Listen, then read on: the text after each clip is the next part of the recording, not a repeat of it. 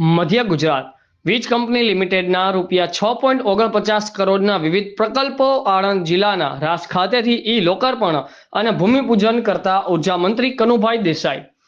આણંદ જિલ્લાના બોરસદ તાલુકાના રાસ ગામેથી મધ્ય ગુજરાત વીજ કંપની લિમિટેડના ₹6.49 કરોડના ખર્ચે તૈયાર થયેલ અને તૈયાર કરવામાં આવનાર વિવિધ પ્રકલ્પોનું નાણાં, ઉર્જા અને પેટ્રોકેમિકલ્સ વિભાગના કેબિનેટ મંત્રી કનુભાઈ દેસાઈએ આજે લોકાર્પણ અને ભૂમિપૂજન કર્યું હતું।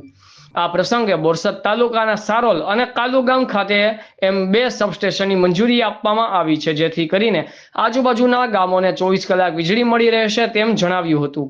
આ વેળાએ મધ્ય ગુજરાત વીજ કંપનીના કાર્યની સરાહના કરી હતી। નાયબ મુખ્ય દંડક રમણભાઈ સોલંકી તથા ખંભાતના ધારાસભ્ય ચિરાગ પટેલે પ્રાસંગિક પ્રવચનમાં ઉર્જા મંત્રી પ્રત્યે આભાર વ્યક્ત કરતા જણાવ્યું હતું કે ગ્રામજનોની વર્ષો જૂની વીજળીની માંગને પૂરું પાડવા માટે સબસ્ટેશનની મંજૂરી આપી છે તે બદલ આભાર વ્યક્ત કર્યો હતો। આજે લોકાર્પણ કરવામાં આવેલ આણંદ જિલ્લાના બોરસદ તાલુકાના સરાસ ગામે સબ ડિવિઝનનું નવીન મકાન 1.11 કરોડના ખર્ચે તૈયાર કરવામાં આવ્યું છે, જ્યારે ખંભાત તાલુકાના ઉંદેલ ગામે તૈયાર કરવામાં આવેલ સબ ડિવિઝનનું મકાન ₹1.25 કરોડના ખર્ચે તૈયાર કરવામાં આવ્યું છે। આ ઉપરાંત ભૂમિપૂજન કરાયેલ મહીસાગર જિલ્લાના કડાણા તાલુકા ખાતે 1.43 લાખના ખર્ચે તૈયાર કરવામાં આવનાર છે। આમ ગુજરાત વીજ કંપની લિમિટેડના 6.49 કરોડના વિવિધ પ્રકલ્પોનું રાસ ખાતેથી જ લોકાર્પણ ભૂમિપૂજન રાજ્યના નાણાં અને ઉર્જા મંત્રી કનુભાઈ દેસાઈએ કર્યું હતું।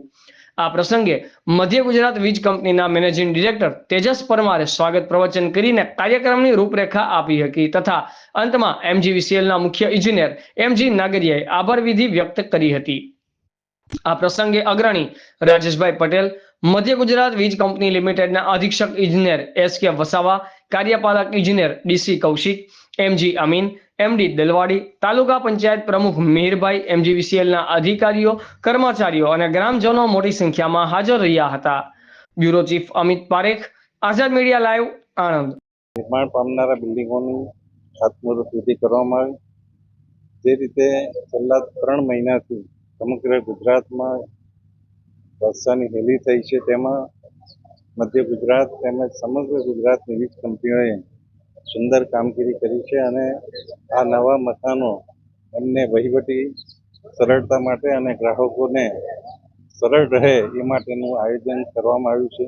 લગભગ 6 થી 7 કરોડના બિલ્ડિંગોનું લોકાર્પણ થશે અને 1.25 કરોડનું એક બીજું મકાનનું ખાતમુહૂર્ત કરવામાં આવશે।